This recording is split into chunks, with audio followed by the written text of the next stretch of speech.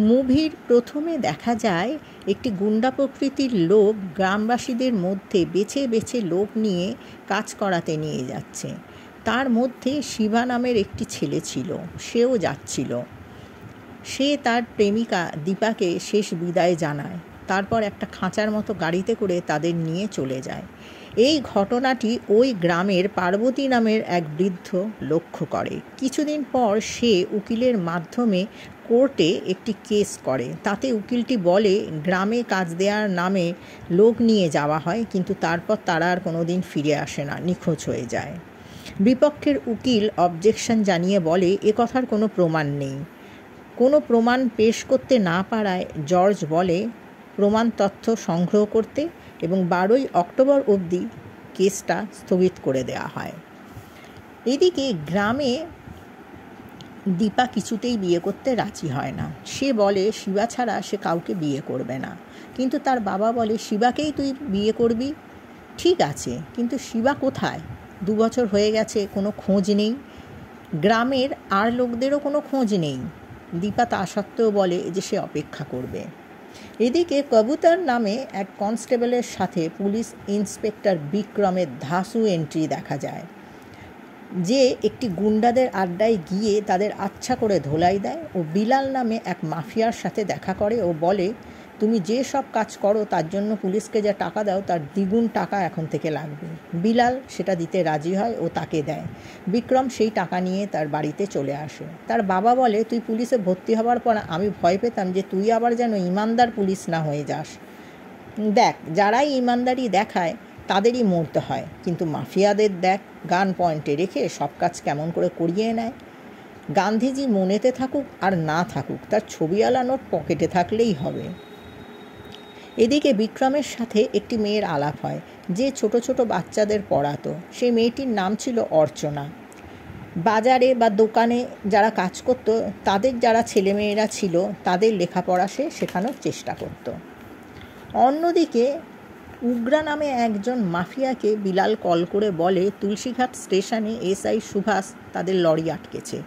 সেই মাফিয়া সাথে সাথে সুভাষের সাথে দেখা করে ও বলে এত সাহস তোর হয় যে তুই লরি আটকাস? এই বলে সুভাষকে সে এক ঘুষি মারে। মাফিয়াটার জুতোর ওপর খাবার পড়ে যায় এবং সে সুভাষকে দিয়ে সেটা মোছানো করায় আর বলে তুই ওই লরিটা এক্ষুনি ছেড়ে দিবি, না হলে তোর ওয়ার্দি তো থাকবে কিন্তু তুই থাকবি না আর আমার কথা মতো চলবি।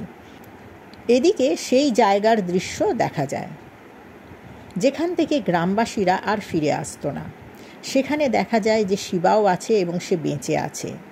সেখানে নারী পুরুষ বাচ্চা সবাইকে কৃতদাসের মতন চাবুক মেরে অত্যাচার করে কাজ করানো হতো। এবারে তাদের মধ্যে কয়েকজনকে রাতে একটা ঘরে কথা বলতে দেখা যায়, সেখানে শিবাও ছিল। অন্যজন বলে আজকে পালাতে হবে, কিন্তু কেউ রাজি হয় না, কারণ তারা জানতো যে কেউ এখান থেকে পালাতে পারে না, পালাতে গেলে তাদের মৃত্যু অনিবার্য।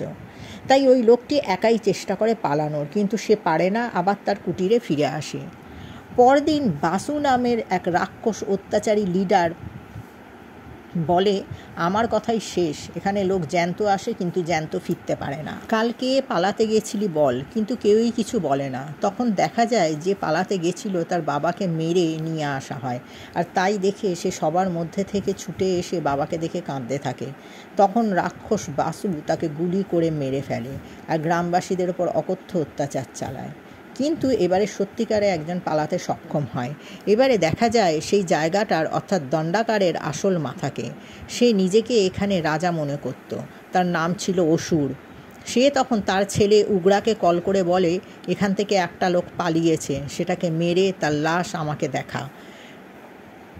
সেই ছেলেটি বেশি দূর পালাতে পারে না, উগ্রা তাকে ধরে ফেলে। এবারে তাকে যখন মারছিল তখন একজন রিপোর্টার সেটা দেখতে পেয়ে ভিডিও করে নিয়েছিল এবং সেখান দিয়ে তখন অর্চনা তার বোনের সাথে যাচ্ছিল, তারাও সেটা দেখতে পায়। অর্চনা তখন তার বোনকে সরিয়ে দেয় এবং সে দৌড়াতে থাকে এবং উগ্রা তাকে দেখতে পেয়ে তার পেছনে গাড়ি নিয়ে দৌড়ায়। এদিকে অর্চনা পুলিশের গাড়ি দেখে রাস্তায় পুলিশের সাহায্য চায়। সেই পুলিশটি ছিল সুভাষ। সে তো আসলে উগ্রার হয়েই কাজ করত। তখন সে অর্চনাকে তার গাড়িতে করে পুলিশ স্টেশনে আনে এবং অর্চনাকেই জেলে ভরে দেয়। অর্চনা অনেক করে বলতে থাকে যে সে তো কিছু করেনি, সে তো খুনটা হতে দেখেছে, কিন্তু সুভাষ তার কোনো কিছু কথাই শোনে না। উপরন্তু পুলিশ স্টেশন থেকে সে বেরিয়ে যায়। অন্যদিকে সেই রিপোর্টারটি বিক্রমের কাছে ওই ভিডিওটি দেখায়। তখন সেই ছেলেটিকে নিয়ে বিক্রম বিলালের কাছে আসে। সেখানে উগ্রাও ছিল।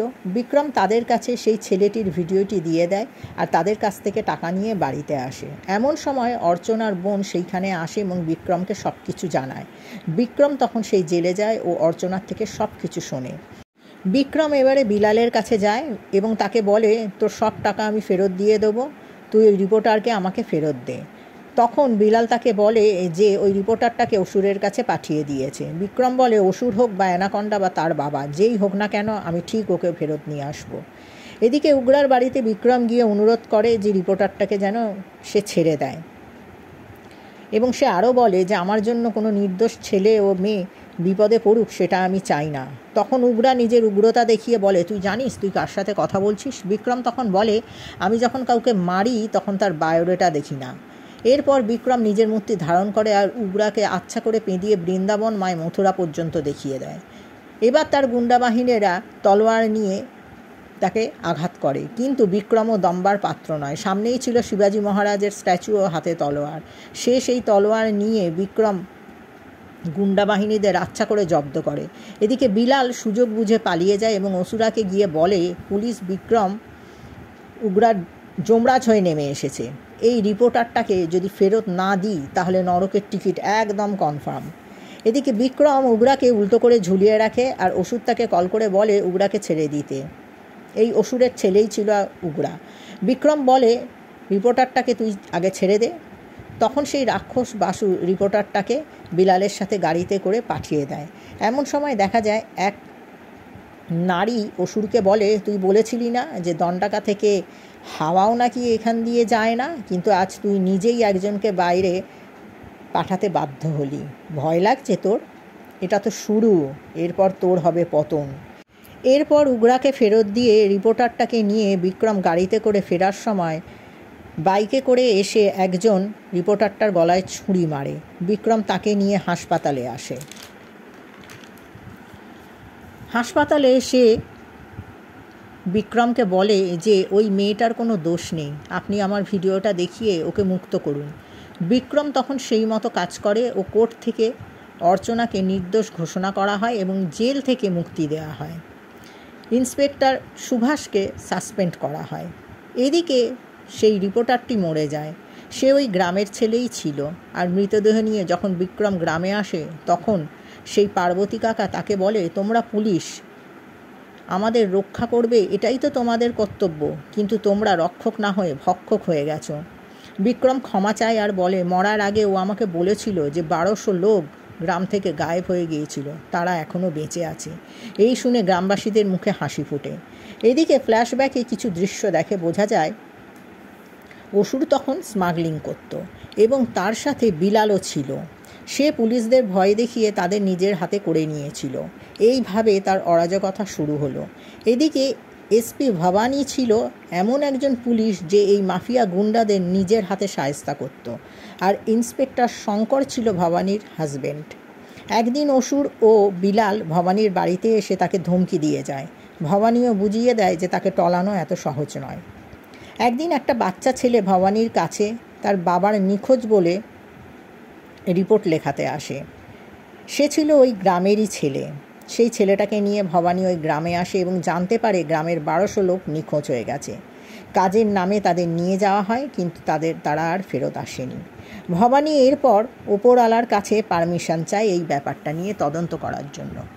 মিনিস্টার ফার্স্টে রাজি হয় না। তখন ভবানী তাকে কিছু ছবি দেখায়। তাতে দেখা যায় মিনিস্টারের নাতনি ড্রাগস নিচ্ছে। এটা দেখে তার টনক নড়ে যায় এবং সে পারমিশন দিয়ে দেয়। ভবানী এরপর একের পর এক ড্রাগ মাফিয়াদের মারতে থাকে। এরপর ভবানী সন্তান সম্ভবা হয় ও শঙ্করের সাথে গ্রামে চলে যায়, কিন্তু কোনো দিনও আর ফিরে আসেনি। এই পুরো ঘটনাটি পার্বতী কাকা বিক্রমকে বলে। এরপর বিক্রম বিলালের ওখানে গিয়ে বিলাল সহ তার দলের সবাইকে গ্রেপ্তার করে। অন্যদিকে উগ্রা অর্চনাকে ধরে নিয়ে যায় এবং সাথে বিক্রমের বাবাকেও। বিক্রম তখন সুভাষকে মারধর দিয়ে দণ্ডাকা কোথায় আছে জানতে পারে ও সেখানে যায়। এবারে শুরু হয় ভরপুর ধামাকা অ্যাকশন। অসুরের দল তখন এক অপ্সরার সাথে নৃত্য গীতে মশগুল ছিল। বিক্রম নিঃশব্দে অনেক লোককে নিপুণভাবে যমরাজের কাছে পাঠিয়ে দেয়। এদিকে বাসু অসুরকে খবর দেয়। সেখানে অর্চনা ও বিক্রমের বাবাকেও ধরে এনে রাখা হয়েছিল এবং সমস্ত গ্রামবাসীদেরও তাদের জড়ো করে অসুর জানতে চায় যে কে ঢুকেছে এখানে। তারপরে দেখা যায় বিক্রমকে। এবারে দেখা যায় বিক্রম তাদের দলের একটাকে মারছে আর অসুর গ্রামবাসীদের একজনকে মারছে। বিক্রম তখন মারা বন্ধ করে দেয় ও বিক্রমকে উগ্রা তখন খুব মারে। এরপর সবাই যখন সেখান থেকে চলে যায়, একজন মহিলা বিক্রমকে জল দিতে আসে। সেখানে বিক্রমের বাবা ও মহিলাকে দেখে ভবানী ম্যাডাম বলে চেঁচিয়ে ওঠে। ওই মহিলাটি আসলে ছিল দোর্দণ্ড প্রতাপ পুলিশ ভবানী। ভবানীও তাকে চিনতে পারে এবং বলে, আমার ছেলে কোথায় বলো। সে বলে, যাকে জল খাওয়ালে সেই হচ্ছে তোমার ছেলে। Vikram Marakka, sub inspector, Koregaon police station, যেখানে একসময় ভবানী ওখানে ডিএসপি ছিল। ফ্ল্যাশব্যাকে দেখা যায় বিক্রমের যে বাবা ছিল আসলে সে একজন সাইকেল চোর ছিল, কিন্তু ভবানী তাকে একজন ভালো মানুষ হওয়ার সুযোগ দেয় ও তার বাড়িতে থাকতে দেয়। এবারে ভবানীর ডেলিভারি হওয়ার সময় রাস্তায় গাড়ি করে যখন সে আসছিল তখন অসুর গাড়ি আটকায়। ভবানীর চোখের সামনে শঙ্করের গায়ে কেরোসিন ঢেলে আগুন জ্বালিয়ে দেওয়া হয়। তখন ভবানীকে নিয়ে অন্য রাস্তা দিয়ে সে পালানোর চেষ্টা করে। আর সেই জঙ্গলে একটা জায়গায় ভবানী বিক্রমের জন্ম দেয়, কিন্তু ওই বাচ্চাটাকে সে নিয়ে যেতে বলে এবং সে নিজে অসুরের হাতে বন্দী হয়। বিক্রম সব শোনে। এতদিন পর মাকে পেয়ে তার শক্তি 4 গুণ ফিরে আসে। এবারে সে নেবে প্রতিশোধ। পরের দিন অসুর ভবানীকে দেখে বলে, কে তোর ছেলে, ডাক তাকে। মা বেটাকে একসঙ্গে চিতায় জ্বালাবো, এই বলে সে ভবানীকে মারতে যায়। অন্যদিকে বিক্রম দুন্দুবি বাজাতে থাকে। তারপর শুরু হয় বিক্রমের মার। এক ঘুষিতে 1 ডজন গুন্ডা 12 দিকে ছিটকে যায়। মারের পর মার। বিক্রম এবার সব্যসাচী হয়ে যায়। 2 হাতে বন্দুক চালিয়ে সে অনেকজনকে মেরে ফেলে। এদিকে গুন্ডারা যেন শেষই হতে চায় না, আর সেই উগ্রাকেও বিক্রম খতম করে দেয়। এরপর বাসু রাক্ষসকেও ছেড়ে দেয় না।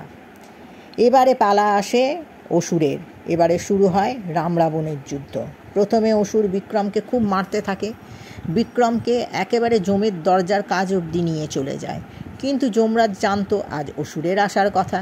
তাই ভবানীর চিৎকারে বিক্রম সম্বিত ফিরে পায় আর অসুরকে মারতে থাকে।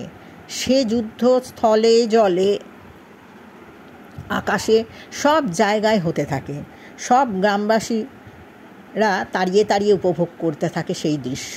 তারা এতকাল অকথ্য অত্যাচার সহ্য করেছে, আজ তার শেষ দিন। তারা মার বেটাকে মেরে শেষ করে দে এইসব বলতে থাকে।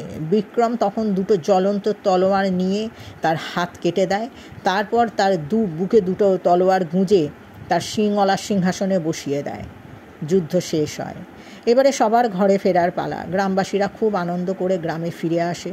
শিবাকে দীপা ফিরে পায় আর বিক্রম ও অর্চনার বিবাহের দৃশ্য দেখিয়ে মুভিটি শেষ হয়। মুভিটি ছিল ভরপুর একটি অ্যাকশন ছবি। যদি ভালো লেগে থাকে তাহলে অবশ্যই আমাকে সাবস্ক্রাইব করতে ভুলো না। ধন্যবাদ বন্ধুরা, ভালো থেকো।